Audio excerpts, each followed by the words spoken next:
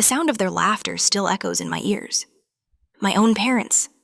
Mom, her hand clamped over her mouth as if it were the funniest inside joke, and Dad shaking his head with a mock-pitying smirk. $10!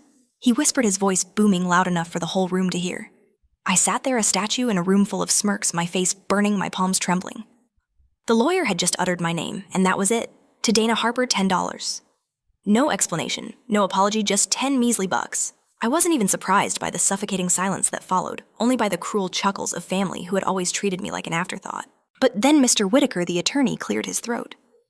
Actually, he announced, adjusting his glasses, there's a private letter addressed only to Dana. The room went dead silent, and for the first time in my life, I saw a flicker of fear in my parents' eyes. They had no idea what was coming. Neither did I. I was born into a family where success was mapped out before you could even walk. The Harpers weren't just rich. We were a legacy. My grandfather had built a manufacturing empire from the ground up, and my parents inherited it like royalty. Everything down to the color of our Christmas wrapping paper had rules. From a young age, it was clear I didn't fit. While my older brother Liam had the poise of a future CEO by middle school, I was the kid hiding in the corner at family parties with a sketchbook lost in my own world. My mother called my paintings cute distractions. My father never even looked at them. At 13, I saved for months to buy a secondhand camera. I spent my weekends taking photos of rusted fences and kids on skateboards, anything that wasn't glossy and fake. When I showed my mom a black and white photo I was truly proud of, she simply blinked and said, "You look tired, maybe less time outside." By high school, the divide was permanent. Liam was groomed to be the heir. I was merely tolerated. I remember overhearing my parents once after a board meeting. "She needs to wake up," my dad had said, his voice laced with frustration. "Dreams don't pay for a legacy." My mother replied half-heartedly, "She's still young. She'll fall in line eventually." But I didn't. Instead, I secretly applied to art school. When the acceptance letter arrived, I told them over dinner. "You want to study photos?" My father blinked as if the word itself was beneath him. "That's not a profession, Dana. That's a hobby." That was the night my mother uttered the sentence that stayed with me longer than I care to admit. "You're wasting your inheritance." I moved out 2 months later, scraping by on scholarships, side gigs, and photo shoots for local bands. I learned to edit on a broken-down laptop with dead pixels, and I worked nights as a barista. I wasn't chasing fame. I just needed to create something that was truly mine. The only person who never judged me for it was my grandfather, Walter Harper. He didn't say much, but when I saw him, he always asked, "Taking pictures?" And he'd smile just a flicker, but it was real. I thought maybe he saw something in me. When he passed, I didn't expect anything grand. He hadn't been vocal about favoring me. He was old-school private. But I did expect respect. A photo, perhaps a book, a letter, something that showed I hadn't been invisible. So when the lawyer read out my name to Dana Harper, I leave the sum of $10. And the room burst into laughter. I felt my ribs collapse inward. But perhaps it wasn't a dismissal after all. Maybe it was a key. The last time I saw my grandfather alive was 3 weeks before he passed. It wasn't a planned visit. I had just wrapped up a photo shoot downtown and found myself standing in front of his brownstone. I hadn't seen him in over a year. Our family wasn't big on casual drop-ins, but something pulled me there, maybe intuition, maybe desperation. I rang the bell, expecting no answer. To my surprise, he opened the door himself, thinner than I remembered, slower, but his eyes still sharp. "Well," he said with a faint smirk, "a Harper who actually knocks." He invited me in without asking why I'd come. His house smelled like cedar and old books. Everything was in its place, just like always, the kind of space where time seemed to wait politely by the door. We sat in his study, surrounded by leather chairs and dusty oil paintings of ancestors I'd never met. We didn't talk about the family. Instead, he asked about my photography. "What are you working on now?" he said, pouring tea from a silver pot as he always did. I hesitated. "A series called Invisible Homes. I'm photographing abandoned buildings, mostly in neighborhoods being torn down." He looked at me for a long moment. "What are you trying to say with them?" "That people matter," I said, "even if the world forgets them." He gave the smallest nod. "That's dangerous work." "Why?" "Because you're telling the truth, and truth always costs more than people think." We sat in silence for a while after that. No small talk, no checking his watch. It was the most present I'd ever felt with someone in my family. As I got up to leave, he followed me to the door and reached into the drawer by the foyer. He pulled out a small, battered film camera older than me with chipped corners and a worn leather strap. "This was mine," he said, placing it in my hands. "Before I ever built a company, I carried this everywhere." I was stunned. "I didn't know you took photos." He didn't respond at first, just looked past me out the window. "I stopped," he said, "because some dreams don't survive the weight of inheritance." Then he looked at me, really looked. "Don't let them take your eye, Dana. That's your gift and your rebellion." That was the last thing he ever said to me. I stood outside afterward, camera in hand, wondering what he had meant by them. I thought he was warning me about the business. I didn't realize until much later he was warning me about the family. The will reading took place at a law office in Midtown.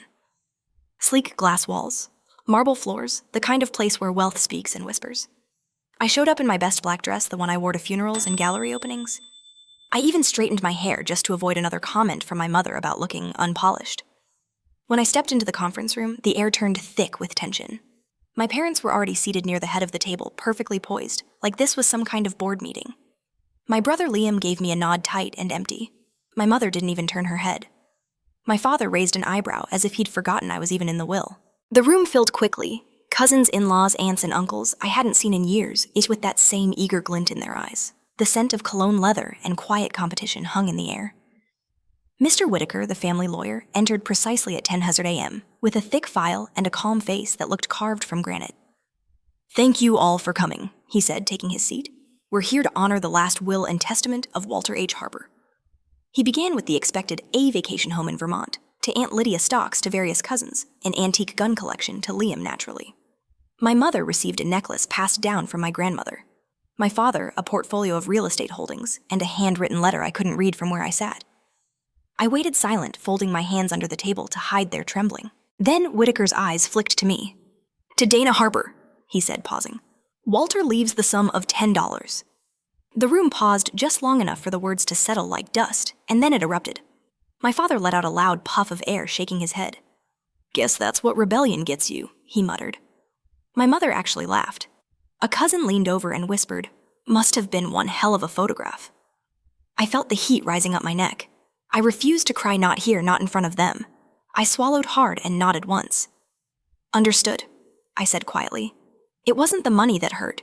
It was the message. I had always known I was different, an outsider in my own bloodline. But hearing my name read like a footnote, hearing my parents. My own parents laughed like I was some kind of joke that was something else entirely. I wanted to get up and leave. I almost did. But then Mr. Whitaker cleared his throat. "There is one more thing," he said. And just like that, the room fell silent. Mr. Whitaker looked directly at me, then back down at his folder. "There is a private addendum," he said carefully, "meant only for Dana." That sentence dropped like a stone in the middle of the room. My father frowned. "What do you mean, private?" My mother shifted in her chair. "She already got what she was due," she said flatly, still smug from the $10 announcement. Whitaker didn't flinch. "Mr. Harper left a sealed envelope in my custody. It contains instructions, and it is to be read in private. Dana, would you mind stepping into the adjoining office?" The room buzzed instantly with murmurs, suspicion, and sideways glances. My parents didn't even try to hide their irritation. Liam looked confused, like he had missed something critical in the family memo. I stood slowly, my heart pounding in my chest.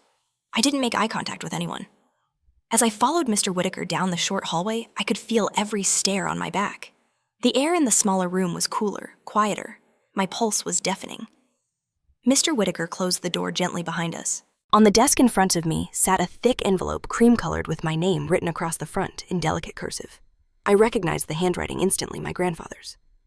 "For you," Mr. Whitaker said softly. I picked it up with both hands. It felt heavier than it looked. I turned to him. "Did you read it?" He shook his head. "I was instructed not to, but I was told to give you time. Take as long as you need." I nodded, my throat dry. He left the room without another word. I sat down slowly and ran my fingers along the wax seal. It was embossed with a small symbol, a tiny camera. I let out a breath I hadn't realized I was holding, then cracked it open. There were several pages, all handwritten. The first words made my breath catch. "My dearest Dana." The first paragraph was simple. He apologized for the scene in the main room, said he knew it had hurt and that it was meant to. "I needed them to show you who they really are when they thought you were powerless." As I kept reading, the world around me fell away. With each line, my grandfather unraveled a secret plan months in the making. The $10 inheritance was a decoy, a shield. He had made arrangements for the true inheritance to bypass the public reading. I was the sole beneficiary of the Harper Foundation, not the board, not Liam, not my parents, me. Along with it came ownership of a private gallery, a penthouse studio, and 70% control of Harper Creative Trust, a holding company with more value than all the property bequeathed at that table combined. And then came the line that would change everything. They laughed Dana, but they laughed too soon. I read the letter 3 times before I truly believed it. My grandfather had orchestrated a transfer of power so elegant, so calculated, it left me stunned. According to the documents attached to the letter, I now controlled the majority stake in the Harper Creative Trust, an investment and philanthropic arm of the family wealth that had been quietly accumulating assets under the radar. While the rest of the family clawed over vacation homes and antique clocks, I held the keys to the true heart of the empire, not just financial assets, but vision, legacy, and a choice. Grandpa's letter laid it out clearly. This inheritance came with terms, not chains. I wasn't expected to become a CEO or sit in boardrooms. I wasn't required to sell my soul to preserve a brand name. But I was asked to stay true to the one thing he believed separated me from the rest of the family, my eye. He wrote, "You see the world, Dana. That's rarer than any asset I've ever held. The trust is yours to shape, but only if you promise not to become them." I laughed through my tears. In a locked drawer at the gallery he had secretly purchased, there was a collection of photographs mine. Every piece I thought had been sold anonymously, every early print I'd let go for pennies. He had bought them under aliases, cataloged them, preserved them like they were priceless. He had been watching me all along, not judging, not trying to interfere, just witnessing. It turns out he never wanted to leave the company to someone who had memorized the rules. He wanted to leave it to someone who could reimagine them. I placed the letter down and looked around the quiet office. The walls were lined with books I had never noticed before: business, philosophy, photography, ethics. He had built this space not for a businessman, but for someone like me. There was a small black box tucked inside the envelope as well. I opened it slowly. Inside was a brass key on a thin leather cord. A handwritten note underneath read, "Beacon Street, top floor, your new studio, your real inheritance." I stared at the key, overwhelmed. I had come here expecting nothing, maybe a watch, a photograph, a few kind words if I was lucky. Instead, I had been given an entire future. But the craziest part, no one outside that room knew yet.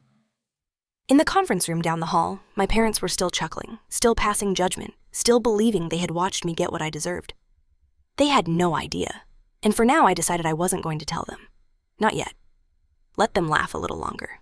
I walked back into the conference room with the letter folded neatly in my purse, my expression unreadable. They were still talking. "Guess she'll frame that $10 check," my father snorted. "Might be the most valuable thing she ever touches." Laughter from people who shared my blood. Liam noticed me first. "Everything all right?" he asked, not out of concern, just curiosity. I nodded. "Just needed a moment," I replied calmly. I took my seat at the far end of the table again and watched them really watched. The way my mother toyed with the chain of her inherited necklace. The way my father leaned back like a man who had won something. The way Liam scrolled his phone under the table, bored now that the excitement was over. I thought of Grandpa's line, "You needed to see them as they are when they think you have nothing." He was right. This was the test, and now I had to decide how to pass it. Over the next few days, I kept my silence. I didn't return my parents' passive-aggressive texts. I didn't respond when Liam sent me a screenshot of an online article about generational wealth with a winking emoji. Instead, I met with Mr. Whitaker and began the quiet process of transferring control of the Harper Creative Trust. I visited the Beacon Street penthouse. It was real sunlit, spacious minimalist. A studio, a gallery, a home mine. And I spent hours going through the archive my grandfather had left. My photographs neatly preserved in matte black frames, each with a handwritten tag noting the date and location. Some of the pieces I'd completely forgotten about, but he hadn't. He had named the space the Harper Light Studio. It was like stepping into a parallel timeline where he had followed his dream of photography instead of building an empire. And now somehow I was walking the bridge between the two. But I couldn't stop thinking about what came next. What would I do with this power? What would they do when they found out a part of me wanted revenge? Wanted to drop the truth in the middle of their pristine dinner table and watch the color drain from their faces? But another part of me, the better part, I think wanted something more lasting. Not just to prove them wrong, but to prove me right, to build something from the gift I'd been given that couldn't be ignored or dismissed. That was how I would win silently, fully creatively. 6 weeks later, the invitations went out elegant, minimal, and impossible to ignore. Harper Light Studio presents The Inheritance of Vision, a debut gallery event celebrating unseen perspectives. It wasn't just a gallery opening. It was a statement. The event was by invitation, only curated for critics, art journalists, donors, and yes, my family. I sent theirs by certified mail. I waited. Liam RSVP'd immediately, probably hoping for exposure. My mother texted a vague, "We'll see." My father said nothing, but I heard through Liam that they planned to attend Curiosity Ego, maybe just a need to supervise. Perfect. Opening night. The studio was glowing. Floor-to-ceiling prints lined the gallery, all mine. The earliest ones were raw, imperfect My Teenage Experiments. Then the narrative evolved, abandoned storefronts, shadows on alley walls, portraits of the overlooked. It was the story of my voice forming through light and silence. But the final room was what I was really waiting for. In the center, a plinth with a framed check in crisp dollars behind glass, lit like a masterpiece. Beside it, the plaque read, "Gifted to Dana Harper at the will reading of Walter H. Harper. Value priceless." Underneath a second line, "Sometimes the smallest inheritance is the greatest test." I timed their arrival perfectly. They entered the main hall mid-speech. A local art critic was speaking about how the collection reflected an artistic legacy of quiet resistance. Cameras clicked. People nodded. I could feel their confusion before they spoke a word. Liam approached first. "This is all you?" he asked, glancing at a wall of black and white portraits. "Yes." His brow furrowed. "Since when do you run this place?" I smiled. "Since always." My mother stepped forward. She wore pearls and that pinched expression she used at fundraisers. "Dana," she said, clearly trying to sound gracious. "This is quite ambitious. Did someone sponsor this?" My voice stayed calm. "No sponsors, just one believer." My father joined her, looking around with narrowed eyes. "Where did you get the money for all this?" I tilted my head. "That's not really the question you want to ask, is it?" He said nothing. Just then, Mr. Whitaker appeared beside me. He was holding a champagne flute and wearing a rare smile. "Shall we?" he asked. I nodded. We stepped onto the small platform near the $10 exhibit. The room quieted. "Ladies and gentlemen," Whitaker began. "Thank you for joining us tonight at Harper Light Studio, founded by and dedicated to the artistic vision of Dana Harper." Murmurs rippled through the crowd, cameras lifted. "It's also time we share a piece of the story many of you have not heard. As executive of Walter Harper's private estate, I'm honored to announce that Dana Harper is not only the founder of this studio, but also the sole beneficiary of the Harper Creative Trust." Gasps were audible. I watched the color drain from my mother's face. Liam blinked like he'd misheard. My father took half a step forward, then stopped. Whitaker continued. "Mr. Harper believed that legacy should follow merit, not lineage. Dana's unwavering pursuit of creative truth, despite rejection and resistance, earned her not only his admiration, but his full support." He raised his glass. "To Dana Harper, the real heir." The applause was instant thunderous. But I didn't look at the crowd. I looked at them. My mother's lips were tight with disbelief. My father's fists clenched at his sides. Liam looked stunned, unsure whether to be angry or impressed. I stepped down from the platform, walking straight toward them. "Why didn't you tell us?" my mother hissed. "Because you didn't ask," I said evenly. "You never asked what I was building. You only asked why I didn't fall in line." "We're still your family," she said. "And yet you laughed when I was humiliated," I replied. "That $10, you thought it was the full measure of my worth. And this," my father gestured around the gallery, "this was all some plan, a setup." "No," I said, "it was a mirror. You just didn't like what you saw." They said nothing because what could they say? I left them standing there and returned to the crowd, people who were curious, engaged, maybe even proud. People who saw me not as a failure, but as a creator. And in that moment, surrounded by my work, my grandfather's faith, and the truth made visible, I finally felt like I had inherited something far greater than money. I had inherited the power to define myself. I didn't go home that night. I stayed at the penthouse my grandfather left me. After the gallery emptied and the buzz faded, I stood alone in the top-floor studio barefoot on hardwood, surrounded by my own photographs. Outside the windows, the city pulsed with quiet light, but inside, it was still reverent. On the desk sat the $10 check, no longer tucked away in shame. I'd reframed it after the show, placing it beside a photograph of my grandfather looking out a train window, the same one I'd taken years ago when no one else noticed him quietly watching the world pass by. It wasn't just inheritance. It was a reminder. He hadn't left me money to save me. He left it to free me. In the weeks that followed, I finalized plans to expand the Harper Light Studio into a residency program for young artists from underserved communities. I converted one floor of the building into live work studios, complete with supplies equipment and mentorship opportunities. The first round of artists arrived timid, just like I once was, but with the same hunger in their eyes. The Harbor Creative Trust, now under my guidance, began funding grants for emerging photographers and visual storytellers, especially those pushed to the margins. At the first board meeting, I wore black jeans boots and no apology. The other trustees looked stunned until I presented a 3-year plan that balanced profit and philanthropy with razor-sharp strategy. Grandpa had made sure I'd have the right advisors, and I had learned fast. Liam never showed up to the gallery again. My parents stopped calling. And that was okay. Not out of bitterness, but clarity. Some relationships are roots, others are weights. A few months later, a young artist in our residency knocked on my office door. She held a worn camera in her hand, her eyes bright but unsure. "Do you ever worry," she asked, "that people will only see your money, not your work?" I smiled gently. "All the time, but it only matters if I believe it. If you lead with your vision, the rest follows." She nodded slowly like she was filing it away for a future moment of doubt. So was I. On the 1-year anniversary of my grandfather's passing, Mr. Whitaker delivered a final letter. Just a few lines: "Wealth is not what you hold, but what you choose to build. You were always the legacy I believed in, Dana. You just had to believe it too." That night I lit a candle in the gallery and left the doors unlocked. A few strangers wandered in, some students, some tourists. They stood in front of the $10 check, whispering, wondering. They didn't know the full story. They didn't need to, because my legacy didn't need explanation. It just needed to be lived. Valuable lessons to heed: your worth isn't defined by others. Dana's family dismissed her and her passion, but her grandfather saw her true value. Never let someone else's narrow perception dictate your self-worth. True legacy is built, not just inherited. While her family focused on material wealth, Dana's grandfather understood that a lasting legacy is about vision, purpose, and impact, not just assets. Embrace your unique path. Dana's artistic pursuit, initially seen as a hobby, became her greatest strength and the foundation of her true inheritance. Don't be afraid to forge your own way, even if it goes against expectations. Truth always finds a way. Despite initial humiliation, the truth of Dana's inheritance and her grandfather's belief in her ultimately prevailed, transforming her perceived weakness into strength.